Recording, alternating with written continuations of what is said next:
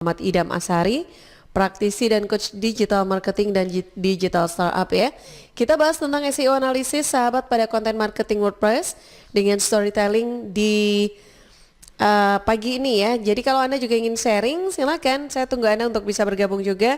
Baik Anda yang sedang mendengarkan di FM 159 ataupun Anda yang sedang nonton di siaran langsung kita live di YouTube Suara Sidoarjo Live, Twitter, Facebook ataupun Instagram ya. Pak Idam, ini kembali ke pembahasan kita nih tentang SEO analisis ya di content marketing WordPress. Oke, sebelumnya kita bergabung dulu dengan Karin, Pak. Ada yang ingin bergabung dengan kita rupanya? Oh ya, sebentar. Ya, Karin. Iya, ini jadi pertanyaan. Ada dua pendengar yang mengirimkan pertanyaan melalui WhatsApp redaksi. Oh, WhatsApp. Oke. Jadi yang pertama ada Mbak Nadifa di Prambon. Wah, jauh ya.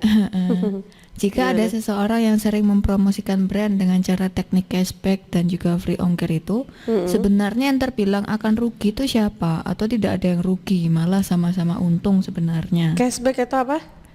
Free ongkir. Free ongkir, oke. Ya. Yang kedua dari Mbak Indah di Tanggulangin. Selamat pagi Mbak Tika dan Pak Idam. Pagi. Maaf ini saya mau bertanya tapi mungkin di luar tema yang sedang diperbincangkan hari ini. Jadi di mana cara kita memulai menceritakan tentang branding kita itu? Karena ciri-ciri cerita yang biasanya disukai sama masyarakat di Indonesia sendiri itu yang memiliki suatu konflik dan juga mengidentifikasikan tentang pain point yang dirasakan. Oke, baik, yang sudah bergabung terima kasih. Nah, ini Pak Idam ya, sudah ada dua orang yang sudah bergabung dengan kita. Tapi ini tentang cashback Pak Idam. Halo Pak Idam, bisa ini? Oh, ke-mute ya, masih ke-mute deh kayaknya. Oke, boleh dicek dulu deh sebentar ya.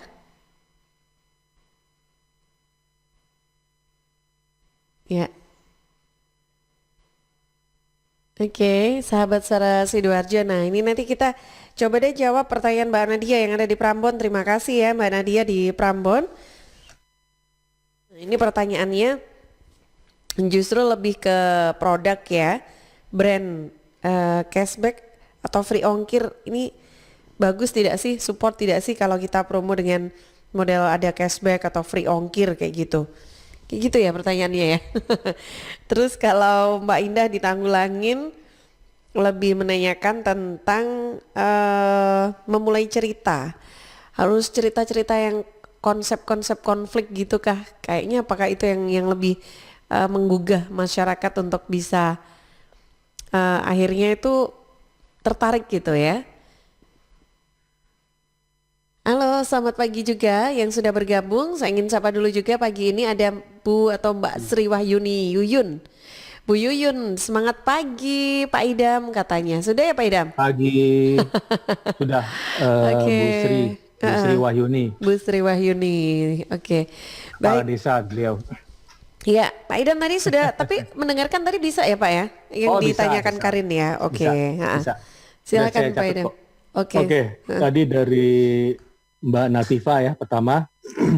Natifa apa Latifa? Mbak Nadia di Prambon Pak. Oh sorry, Prambon. Nadia pertanyaan tadi berhubungan dengan free ongkir kalau nggak salah ya. Free ongkir atau cashback kayak gitu itu bagus gak sih bla, bla, bla. untuk promo branding? Terus Mbak Indah yang kedua mengenai branding, pain point-nya gitu ya. Memulai cerita keren, Pak. Mbak Indah, memulai cerita itu harus yang konsep konflik gitu kah gitu kan? Ya, yang pertama dulu Mbak Nadia free ongkir, terus sama atau yang lain lah giveaway kah atau beli satu dapat dua gitu ya. Pertanyaannya rugi atau enggak gitu ya. Tadi malah pernyataan kan ya Mbak Nadia.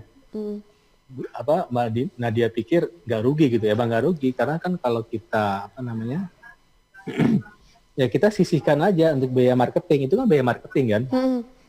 Marketing penting, apalagi di digital, karena kita kan pernah utarakan berarti kayak di sisi terakhirnya ada advocate gitu ya, advokasi. Advokasi itu ketika orang ngasih free, perusahaan ngasih free ongkir, ngasih giveaway kayak saya ini, nah akhirnya nanti dibicarakan kan mouth to mouth. Nah di sana di sisi marketing,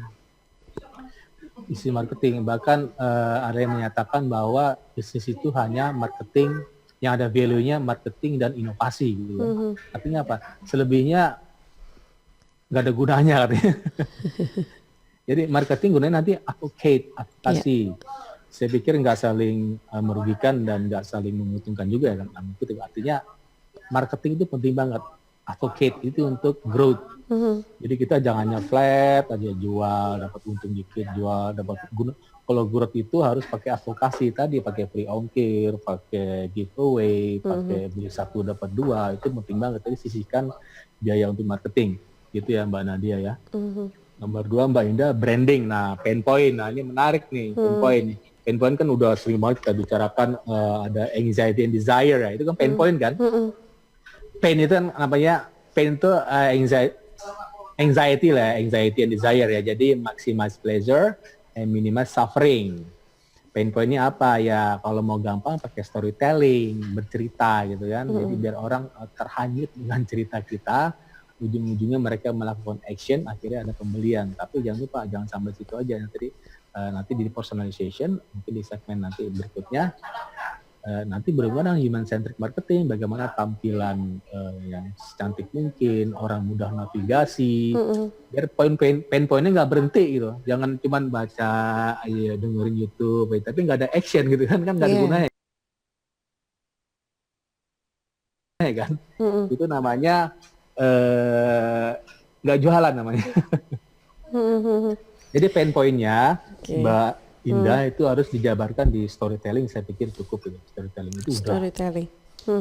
You and I, jangan lupa you and I-nya. Jadi benar-benar mereka ada komunikasi antara kita berdua, jangan you and them, jangan semuanya itu. Berarti kalau yang dibilang Mbak Indah tadi, cerita itu memulai ceritanya itu, storytellingnya itu dengan mengangkat konsep konflik ya, membuat konflik di situ, itu juga nggak bagus ya berarti Pak Idam ya? Ya, atau gimana? Ya seperti gini lah contohnya, film Joker gitu ya, dengan anxiety-nya, seperti film Dylan 1990 dengan desire-nya, itu konflik juga loh. Konflik si Joker sama konflik si Dylan 1990 kan, konflik kan, tapi ada hikmahnya. Hikmahnya apa namanya, di Joker-nya itu ada anxiety, hikmahnya ya kita jangan seperti itu.